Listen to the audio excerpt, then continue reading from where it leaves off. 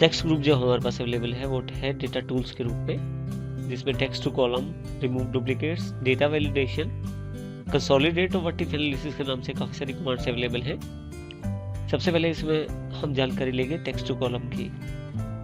Text to column का प्रयोग एक कॉलम की जानकारी को काफ़ी सारे कॉलम्स में बांटने के लिए किया जा सकता है।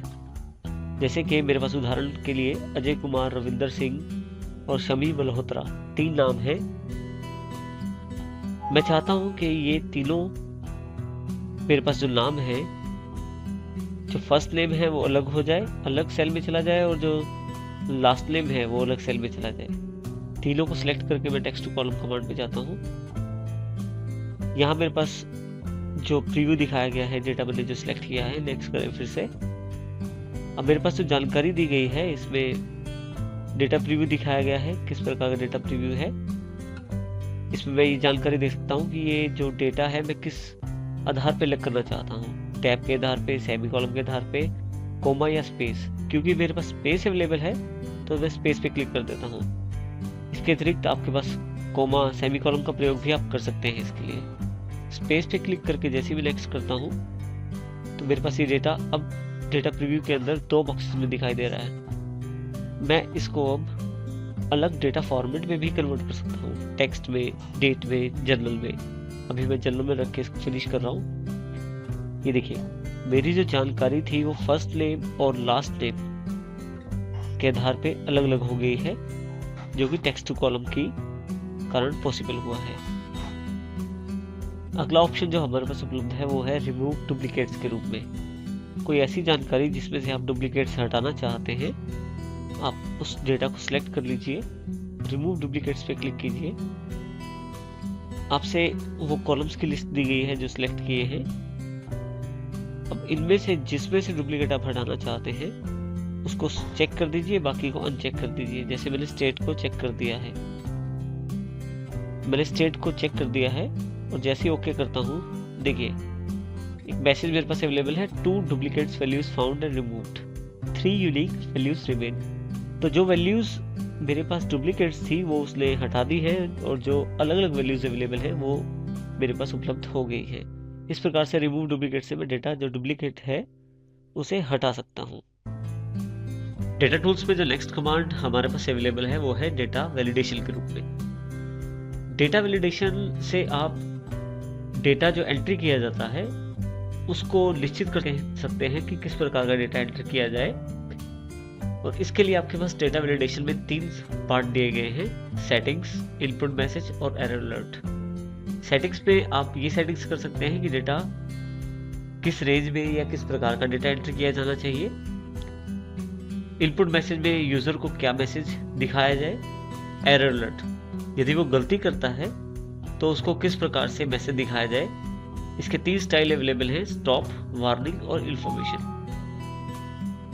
इन्फॉर्मेशन और वार्निंग फिर भी आपको जानकारी एंटर करने देते हैं। अगर आप गलत जानकारी भर भी दें तो भी आप एंटर कर सकते हैं उसको यस या ओके करके।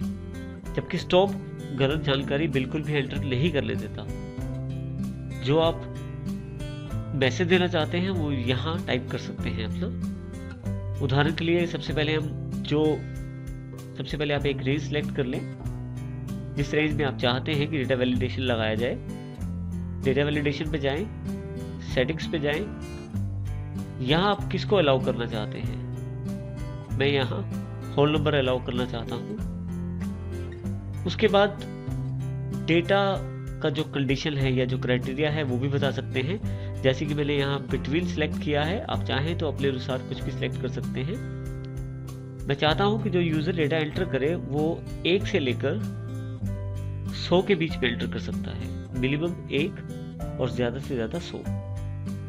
ये मेरा वैलिडेशन क्राइटेरिया है जिसके आधार पे इंफॉर्मेशन एंटर की जानी चाहिए। अगला इसका पार्ट है इनपुट मैसेज। यहां मैं वो मैसेज दे सकता हूं जो यूजर को प्रदर्शित हो डेटा एंट्री करते वक्त। यहां मैंने वो मैसेज टाइप कर दिया है जो मैसेज मैं चाहता हूं यूजर को प्रदर्शित हो जब वो डेटा एंट्री करने लगे। यदि वो डेटा एंट्री गलत करता है तो यहाँ से एरर अलर्ट प्रदान किया जा सकता है, जिसमें सबसे पहले जो एरर अलर्ट है वो इन्फॉर्मेशन के रूप में है। मैंने स्टाइल इसका इन्फॉर्मेशन ले लिया है। अब जो मैसेज मैं यहाँ देना चाहता हूँ, अगर वो गलत एंट्री करे तो उसको क्या मैसेज प्रदर्शित हो वो मैं यहाँ से उसे बता सकता हूँ। इनपुट मैसेज में मैंने वो मैसेज टाइप किया है जिसमें मैं चाहता हूँ जब यूजर डेटा एंट्री करने लगे तो उसे क्या मैसेज दिया जाए, जिसमें टाइटल में मैंने जो टाइटल देना चाहता हूँ मैसेज का वो, और इनपुट मैसेज में जो मैं जानकारी देना चाहता हूँ यूजर को। जैसे कि मैं उसको जानकारी देना चाहता हूँ कि जो डेटा एंट्री है उसमें 1 से लेकर 100 तक ही नंबर डाले जा सकते हैं, उससे ऊपर या उससे नीचे नहीं। इस तरह से एरर अलर्ट मुख्यतः से हमारे पास 3 प्रकार के स्टाइल में उपलब्ध है, स्टॉप, वार्निंग और इन्फॉर्मेशन। जैसे मैंने आपको जानकारी दी, इन्फॉर्मेशन और वार्निंग आप गलत जानकारी अगर आपकी है तो उसमें डेटा एंट्री करने की सहूलियत देते हैं, लेकिन स्टॉप जो है वो गलत जानकारी होने पर या गलत डेटा होने पर बिल्कुल भी एंटर नहीं करने देता। सबसे पहले इसमें हम इन्फॉर्मेशन को सिलेक्ट करते हैं, इसमें जो भी आप टाइटल लेना चाहते हैं वो लें और एरर मैसेज जो आप देना चाहते हैं वो टाइप करें और उसे ओके करते हैं। देखिए यहाँ जहाँ जो मेरा एरिया सिलेक्ट था, जैसे ही माउस उस पर जाता है तो ये बता देता है मेरे पास मैसेज, जो मैसेज मैंने वहां दिखाया था, जो मैसेज मैंने वहां टाइप किया था वो मैसेज यहाँ पे प्रदर्शित हो गया है। जब मैं यहाँ नंबर एंटर करता हूँ तो जैसे ही मैं अगले सेल में जाता हूँ तो मैसेज अगले सेल में भी दिखाई दे रहा है। मान लीजिए मैं गलत नंबर की एंट्री करता हूँ तो मेरे पास एरर मैसेज उपलब्ध हो जाएगा। देखिए जो एरर मैसेज मैंने टाइप किया था वो मैसेज मेरे पास उपलब्ध हो गया है। यदि मैं इसको ओके कर देता हूं तो एंट्री की जा सकती है। आप जो वैलिड डेटा नहीं है उसको भी एंटर करने देगा यदि आप ओके कर देते हैं। देखिए, और यदि आप यहाँ कैंसिल कर देते हैं तो आपको एंट्री भरने के लिए दोबारा बॉक्स अवेलेबल हो जाएगा। यहाँ मैं ओके कर देता हूँ तो देखिए यहाँ इंफॉर्मेशन जो है वो एंट्री करने देता है इस प्रकार से। यहाँ यदि मैं एरर अलर्ट बदल देता हूँ, मान लीजिए इंफॉर्मेशन की जगह वार्निंग में सिलेक्ट कर लेता हूँ, उसको ओके कर लेता हूँ, तो देखिए जैसे ही मैं यहाँ सही नंबर डालता हूँ तो डेटा वैलिड है इसलिए वो डालने देगा। यदि गलत नंबर की एंट्री करने देता हूँ तो देखिए यहाँ पे गलत नंबर की एंट्री करने पे मेरे पास मैसेज प्रदर्शित हो गया जिसमें मुझे यहाँ पे कुछ एक ऑप्शन उपलब्ध है। यस करने पे डेटा एंट्री करने देगा, नो पे नहीं करने देगा, कैंसिल इस डायलॉग बॉक्स को कैंसिल कर देगा। जैसे मैं यस करता हूँ देखिए मेरे पास यहाँ पे जो मैसेज बॉक्स से यस अवेलेबल हो गया और वो एंट्री करने दी उसने। तो इस प्रकार से वार्निंग जो है वो भी डेटा एंट्री करने देती है। गलत डेटा होने पर भी आप उसमें एंट्री कर सकते हैं एक वार्निंग मैसेज के साथ।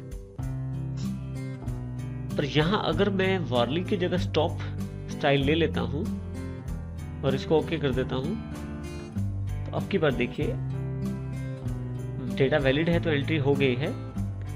अगर डेटा गलत हो तो यहाँ पे स्टॉप किसी भी हालत में आपको डेटा एंट्री नहीं करने देगा। जैसे यहाँ पे एक रिट्राई का ऑप्शन है और एक कैंसिल का। अगर आप रिट्राई करते हैं तो आपको ये दोबारा कोशिश करने के लिए कहेगा, कैंसिल करते हैं तो ये बॉक्स को जो आपका सेल है उसको खाली कर देगा। इस प्रकार से आप स्टॉप के साथ किसी भी प्रकार के गलत डेटा की एंट्री नहीं कर सकते। इस तरह से आप डेटा वैलिडेशन का प्रयोग कर सकते हैं। इसके साथ ही हमारे पास इनवैलिड डेटा के लिए आप उसकी पहचान भी कर सकते हैं। मान लीजिए जो मैंने सिलेक्शन किया हुआ था वार्निंग वाले बॉक्स में या इन्फॉर्मेशन वाले बॉक्स में, अगर मैं यहाँ डेटा वैलिडेशन पे जाके सर्कल इनवैलिड डेटा कर देता हूँ तो जो डेटा आपका गलत था, जो नियमों के अनुसार नहीं था, उसको उसने सर्कल कर दिया है। आप चाहें तो क्लियर वैलिडेशन सर्कल यहाँ से हटा भी सकते हैं। तो इस प्रकार से यदि आप सर्कल लगा देते हैं तो आप जल्दी से पहचान कर सकते हैं कि कौन सा डेटा है जो आपकी कंडीशंस के अकॉर्डिंग नहीं है। इस प्रकार आप डेटा वैलिडेशन का प्रयोग कर सकते हैं।